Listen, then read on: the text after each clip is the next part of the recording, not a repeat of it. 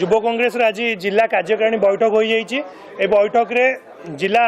युव कांग्रेस आहरी मजबूत एवं पूर्व देखिथे जो भाव नवीन पट्टनायक कड़ा पतवा देखे एवं भुवनेश्वर में युव कांग्रेस साथी मैंने भी आरएसएस मुख्य को कड़ा पताका देखा विरोध करते। आगामी दिन में पुरी में विभिन्न इश्यू को नहीं जो भाव मल्टी स्पेशल हॉस्पिटल कथा कहु कि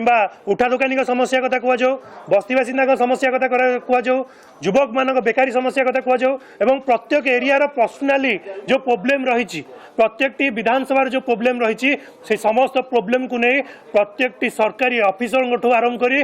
प्रत्येक मंत्री एवं विधायक मानू युव कांग्रेस आगामी दिन में घेराव करी कौन प्रकार युव कांग्रेस केबे भयभीत नहांती एटी कथार रही। राहुल गांधी निजे कहते जे युव कांग्रेस एवं कांग्रेस दलर जो माने कर्मी रही से बबर शेर आज